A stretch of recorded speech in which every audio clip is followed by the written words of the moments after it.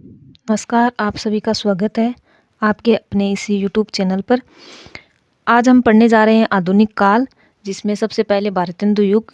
हमने हिंदी साहित्य इतिहास के जो 3 भाग हैं, आदिकाल, भक्तिकाल और रीतिकाल, उनके बारे में पढ़ लिया था। अब जो चौथा भाग है आधुनिक काल, इसके बारे में हम जानेंगे। तो सबसे पहले हमें हिंदी साहित्य इतिहास को भागों में बांट लेना है, यानी 4 भाग। उनके नाम हमें अच्छे से याद कर लेने हैं। फिर उनके भी उपविभाग जो है उनके नाम हमें अच्छे से याद रखने हैं। सबसे पहले काम हमें यही करना है कि हमें भागों के नाम अच्छे से याद होने चाहिए, साथ में उनके उपविभागों के नाम और उनकी समय सीमा क्या है ये हमें अच्छे से ध्यान में होनी चाहिए। अगर ये हमें याद होता है तभी हमें आगे की चीज़ें याद हो पाती है, अन्यथा चीज़ें याद नहीं रह पाती है। तो अब हम पढ़ते हैं आधुनिक काल। आधुनिक काल के भी अनेक उपविभाग है। इसमें हम देखेंगे कि कौन कौन से इसके भाग है या कितने भागों में आधुनिक काल को बांटा जा सकता है।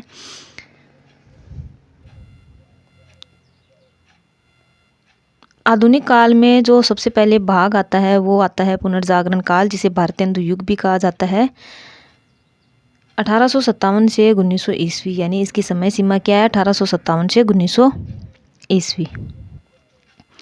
आधुनिक काल है वो 1900 से 1984 विक्रमी, यानी 1857 से आगे।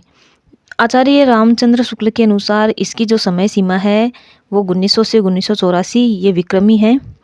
19वीं सदी मध्य से आगे तक नगेंद्र के अनुसार 19वीं सदी मध्य से आगे तक यानी वर्तमान तक जो आधुनिक काल है वो नगेंद्र ने माना है। डॉक्टर नगेंद्र सभी कालों के जो भाग है और जो समय सीमा है उनकी वो मध्य से मानते हैं ये, और आचार्य रामचंद्र शुक्ल है वो विक्रमी में अपना समय सीमा बताते हैं। आधुनिक काल की सर्वप्रधान घटना है वो गद्य का आविर्भाव है।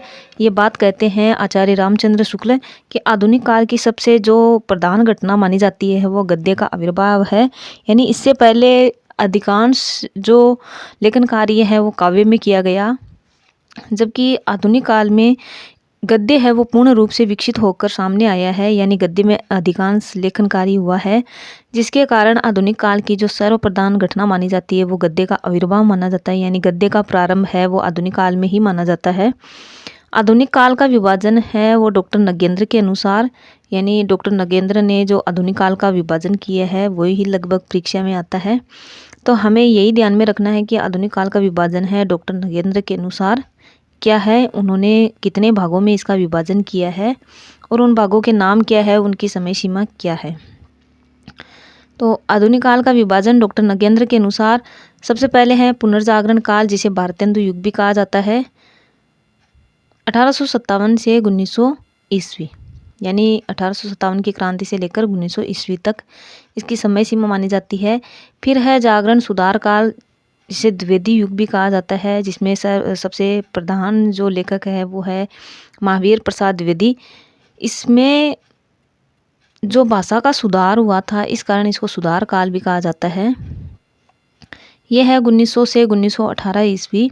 फिर आता है छायावाद, इसमें लाक्षणिक कविताएं लिखी गई, 1918 से 1936, कहीं कहीं पर इसको 1938 भी माना जाता है।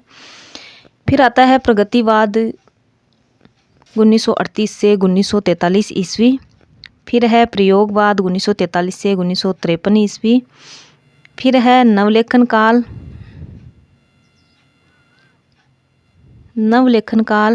1953 से 1960 ईस्वी। फिर है साटोत्री, यानी 1960 के बाद की जो कविताएं हैं वो साटोत्री काल के अंतर्गत आती है, 1960 से 1975 ईस्वी। फिर आती है जनवादी कविता, 1975 से आगे। तो आपको ये उपविभाग जो आधुनिक काल के हैं वो ध्यान में रखने हैं, और डॉक्टर नगेंद्र के अनुसार इनकी समय सीमा, इनके नाम है वो परीक्षा में बार बार पूछे जाते हैं। रामविलास शर्मा के अनुसार नवजागरण काल, पुनर्जागरण काल इसको कहा जाता है। जो भारतेंदु युग है इसको नवजागरण काल और पुनर्जागरण काल रामविलास शर्मा ने कहा है। अब पढ़ते हैं आधुनिक काल का जो सबसे पहला भाग है पुनर्जागरण काल, जिसे भारत तेंदु काल भी कहा जाता है, जिसे नवजागरण युग भी कहा जाता है। इसकी जो समय सीमा है वो 1857 से 1900 ईस्वी है। कहीं कहीं पर इसकी जो समय सीमा 1850 से 1900 ईस्वी भी मानी जाती है, लेकिन डॉक्टर नगेंद्र के अनुसार आपको ध्यान में रखना है 1857 से 1900 ईस्वी। आधुनिकता से तात्पर्य प्राचीन काव्य परिपाटी में नवीन विचारों को स्थान, यानी जो आधुनिक काल है इसका नाम आधुनिक क्यों है, तो इसमें जो पुरानी जो परिपाटी चली आ रही थी उनमें नवीन विचारों को समाहित किया गया, इस कारण से इसका नाम आधुनिक काल रखा गया। इसमें आधुनिकता का समावेश था, इस कारण इसका नाम आधुनिक काल है। अब जो पहले से जो चली आ रही थी परिपाटी, या जो मध्यकाल में, आदिकाल में, रीतिकाल में जो रचनाएं, जो लेखन परंपरा चली आ रही थी, उससे कैसे, किस प्रकार से आधुनिक काल में जो लेखन कार्य है वो अलग था, या उन दोनों में अंतर क्या था, जो पीछे था, पीछे जो परिपाटी चली आ रही थी, जो परंपरा चली आ रही थी लेखन कार्य की, उससे जो आधुनिक काल में जो रचनाएं हुई, जो लेखन कार्य हुआ, वो उन दोनों में अंतर क्या था, जिसके कारण इसका नाम आधुनिक काल रखा गया। तो मध्यकाल में यानी रीतिकाल और भक्तिकाल में रचनाएं हैं, वो लेखन का जो चिंतन का जो केंद्र था वो ईश्वर था, लेकिन आधुनिक काल में चिंतन का केंद्र है वो मानव बन गया। यानी पहले जो लेखन कार्य अधिकांश था वो ईश्वर के बारे में था, कि ईश्वर को कैसे प्राप्त किया जाए, या फिर उस तक पहुंचने का मार्ग क्या है, उसको जो प्राप्त करने के अनेक अलग अलग जो मार्ग है उन पर आधारित जो लेखन कार्य है वो ज़्यादातर हुआ। लेकिन आधुनिक काल में मानव को केंद्र में रखा गया, यानी मानव की जो समस्याएं हैं उनका जो समाधान है उनके बारे में लेखन कार्य हुआ। और जो मध्यकाल में चिंतन पद्धति थी वो अंधविश्वास पर आधारित थी, यानी पुरानी जो रूढ़िवादी परंपरा जो चली आ रही थी उस कारण से उसमें अंधविश्वास भी था। लेकिन आधुनिक काल का जो लेखन कार्य है वो तार्किक चिंतन पर आधारित था, यानी तर्क के द्वारा जो बात सही है वो तर्क के द्वारा उसको सिद्ध करके फिर उसके ऊपर लेखन कार्य है वो हुआ। इसमें जो रूढ़िवादी परंपरा चली आ रही थी मध्यकाल में, यानी आधुनिक काल से पहले जो रूढ़िवादी परंपराएं चली आ रही थी, लेकिन आधुनिक काल में आते ही वैज्ञानिक दृष्टिकोण अपनाया जाने लगा। मध्यकाल में पारलौकिक दृष्टिकोण था, यानी जो इस संसार से परे जो ईश्वरीय शक्ति है, ईश्वर को प्राप्त करने के बारे में है वो विचार किया जाता था, उनके बारे में लेखन कार्य होता था। लेकिन आधुनिक काल में जो यह लौकिक दृष्टिकोण था, यानी संसार में जो चीज़ें चल रही थी, जो मानव की समस्याएं थी, उन समस्याओं को दूर करना, उनके बारे में लिखना, यह उनका उद्देश्य था। मध्यकाल में जो राष्ट्रीयता थी, यानी राष्ट्रवाद था, वो संकुचित था। मध्यकाल यानी रीतिकाल और भक्तिकाल, जो आदिकाल में हम पढ़ते हैं, पृथ्वीराज रासो में भी हम वीर गाथात्मक रचनाएं पढ़ते हैं, उनमें जो राष्ट्रीयता होती है वो संकुचित होती है, यानी अलग अलग राजा है वो अपने अपने क्षेत्र के बारे में सोच रहे होते हैं, और पूरे भारत खंड में भी राजा आपस में लड़ रहे होते हैं और एक दूसरे पर आक्रमण करते हैं। तो इस प्रकार से उनकी राष्ट्रीयता तो उनमें कूट कूट कर भरी थी, लेकिन वो संकुचित मात्रा में थी, यानी अपने अपने क्षेत्र के बारे में ही सोच रहे थे। वो संपूर्ण भारत खंड के बारे में नहीं सोच करके अपने क्षेत्र के बारे में सोच रहे थे। इस तरह से उनमें राष्ट्रीयता थी वो संकुचित थी।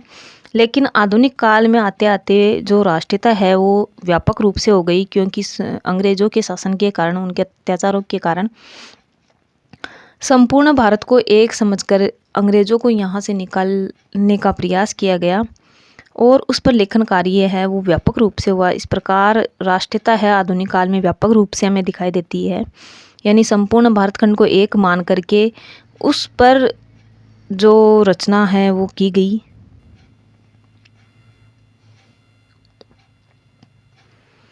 आचार्य रामचंद्र शुक्ल है वो आधुनिक काल को 1843 ईस्वी से मानते हैं।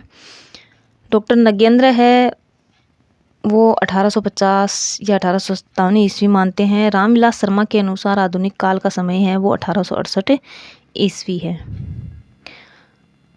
अलग अलग लेखकों के अनुसार भी परीक्षाओं में पूछा जा सकता है, तो आपको इस प्रकार भी इनको ध्यान में रखना है। अब हम देखते हैं आधुनिक काल में जो प्रवृत्तियाँ थी, विशेषताएं थी, यानी किस प्रकार से लेखन कार्य हो रहा था। तो वो विशेषताएं क्या थी वो देखते हैं।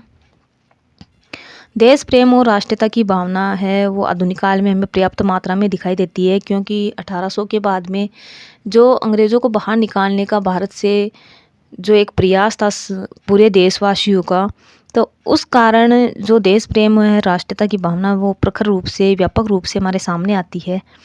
इस कारण अनेक जो राष्ट्रभक्ति कविताएं हैं, रचनाएं हैं, लेखन कार्य है वो इस कालखंड में हमें देखने को मिलता है। सामाजिक यथार्थ की अभिव्यक्ति, यानी समाज में जो यथार्थ चल रहा था, समाज में जो सामाजिक कुरीतियाँ, रूढ़िवादी जो परंपराएं और जो चली आ रही थी, उन सब की जो यथार्थ अभिव्यक्ति है वो हमें आधुनिक काल में देखने को मिलती है। भक्ति भावना, अब ऐसा नहीं है कि ये आधुनिक काल है तो इसमें ईश्वर को छोड़ दिया गया है या ईश्वर के बारे में बिल्कुल भी कोई लेखन कार्य नहीं हुआ, कोई विचार नहीं हुआ, ऐसा नहीं है। इसमें मानव के बारे में भी और समाज के बारे में भी, हर तथ्य के बारे में, हर चीज़ के बारे में इस कालखंड में है वो बात की गई, लेखन कार्य हुआ है। तो भक्ति भावना भी इस काल में हमें देखने को मिलती है। प्रकृति चित्रण, आधुनिक काल में प्रकृति चित्रण भी पर्याप्त मात्रा में देखने को मिलता है। तरनी, तनुजा, तट, तमाल, तरवर, बहुचाई। हास्य और व्यंग्य प्रधान रचनाएं हमें देखने को मिलती है। श्रृंगारिकता भी इस कालखंड में देखने को मिलती है। हालांकि जो अधिकतर श्रृंगारिकता है वो रीतिकाल में है, लेकिन फिर भी आधुनिक काल में भी श्रृंगारिकता, क्योंकि श्रृंगार रस है वो संपूर्ण काव्य का राजा है, तो बिना श्रृंगार के हम किसी कालखंड की कल्पना भी नहीं कर सकते हैं। तो इस प्रकार आधुनिक काल में भी श्रृंगारिकता में देखने को मिलती है। समस्या पूर्ति, ये एक जो नई विशेषता है वो आधुनिक काल में देखने को हमें मिलती है, समस्या पूर्ति। राष्ट्रभक्ति और राजभक्ति में द्वंद्व इस कालखंड में हमें देखने को मिलता है। आधुनिक काल में राष्ट्रभक्ति और राजभक्ति में द्वंद्व मिलता है, यानी वो राष्ट्र के प्रति भक्ति है, उनकी देशभक्ति है।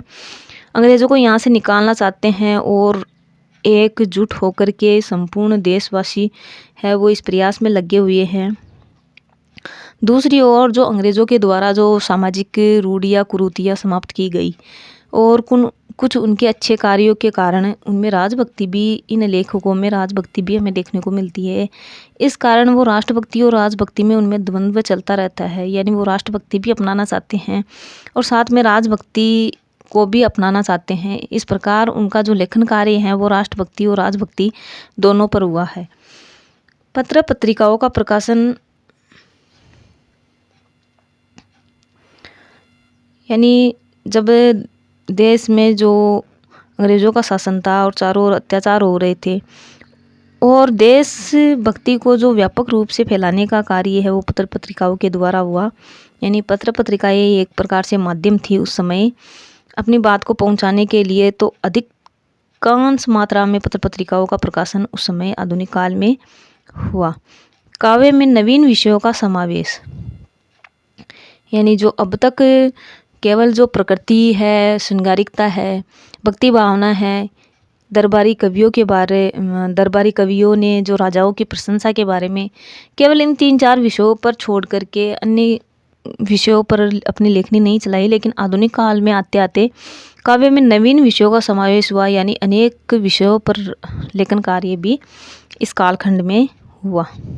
प्रकृति का अलंकारिक रूप में चित्रण हुआ है।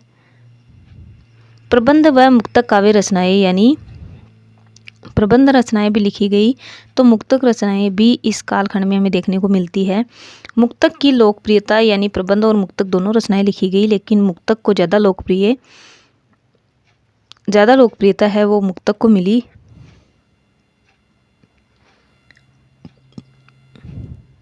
लोक छंद में अभिव्यक्ति, यानी अधिकांश लेखकों ने, कवियों ने अपने जो विचार है वो लोक छंद में अभिव्यक्त किए हैं, जिनमें लावणी, आला और कजली छंद है वो मुख्य रूप से हैं। काव्य भाषा है वो ब्रज रही है, जबकि गद्य की भाषा है वो खड़ी बोली हिंदी प्रतिष्ठित हो गई। इस कालखंड में आते आते जो, यानी पहले जो चली आ रही थी भक्ति काल में और रीति काल में जो भाषा थी मुख्य रूप से वो ब्रज भाषा थी, लेकिन पीछे के कालखंडों में हमें गद्य का इतना रूप है वो व्यापक रूप दिखाई नहीं देता है। आधुनिक काल में हमें गद्य का आविर्भाव देखने को मिलता है, जैसा कि रामचंद्र शुक्ल कहते हैं। तो गद्य है वो आधुनिक काल में हमें देखने को मिलता है। तो इस प्रकार से इन दोनों की भाषा भी है वो अलग अलग हो गई, यानी जो ब्रज भाषा अब तक जो चली आ रही थी, काव्य की पहले से बनी हुई भाषा थी, वो अभी भी काव्य की ही भाषा रह गई। जबकि गद्य के लिए खड़ी बोली है, वो खड़ी बोली हिंदी है, वो प्रतिष्ठित हो गई, जिसमें सबसे ज़्यादा कार्य है वो महावीर प्रसाद द्विवेदी ने किया। भारतेंदुयुगीन काव्य की रीतिकालीन काव्य से भिन्नता। जो भारतेंदु काल में जो काव्य लिखा गया वो रीतिकालीन काव्य से बिल्कुल भिन्न था, यानी जो केवल श्रृंगारिक काव्य है जो रीतिकाल में हमें देखने को मिलता है, भक्ति काव्य हमें रीतिकाल में देखने को मिलता है। लेकिन भारतेंदु युग में आते आते हमें सामाजिक यथार्थवाद या समाज में जो कुरीतियाँ, जो परंपराएं चली आ रही थी, रूढ़िवाद चला आ रहा था, अंधविश्वास चला आ रहा था, उन सबको तोड़ने के लिए जो आधुनिक काव्य लिखा गया वो जो रीतिकाल में जो काव्य था उससे बिल्कुल अलग था।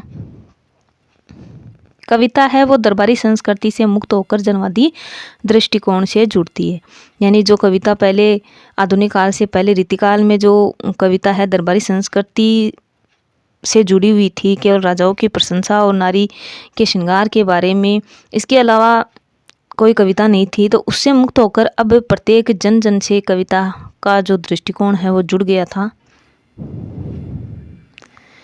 इस प्रकार हमने देखा जो आधुनिक काल में यानी भारतेंदु युग में विशेषताएं, प्रवृत्तियां हैं काव्य की, लेखन की क्या क्या विशेषताएं हमें देखने को मिलती है, यानी किस प्रकार का काव्य लिखा गया, पहले जो काव्य लिखा जा रहा था उससे अलग वो किस प्रकार से था, ये हमने देखा। भारतेंदु का जो साहित्य है वो व्यापक स्तर पर गदर से प्रभावित है। यह डॉक्टर रामविलास शर्मा कहते हैं कि जो भारतेंदु का साहित्य है, यानी भारतेंदु ने जो अपनी लेखनी चलाई है वो पूर्ण रूप से पूरी तरह से वो गदर से प्रभावित यानी क्रांति से प्रभावित है। 1857 की क्रांति का प्रभाव भारतेंदु पर बहुत ज़्यादा पड़ा है और उसी पर आधारित उनकी प्रत्येक रचनाएं हमें देखने को मिलती है। अनुदित रचनाओं का प्रारंभ, जिसमें अंग्रेजी, बंगाली, संस्कृत रचनाओं का हिंदी अनुवाद किया गया। पहले जो मौलिक रचनाएं अधिकतर लिखी जाती थी, अनुदित रचनाओं का प्रचलन कम था। वो आधुनिक काल में आते आते यानी भारतेंदु युग में उन रचनाओं का प्रारंभ है वो हो गया था, जिनमें अंग्रेजी की रचनाएं, बंगाली की रचनाएं और संस्कृत की रचनाओं का हिंदी अनुवाद किया गया। हिंदी में साहित्यिक पुनर्जागरण के अग्रदूत है वो भारतेंदु को माना जाता है।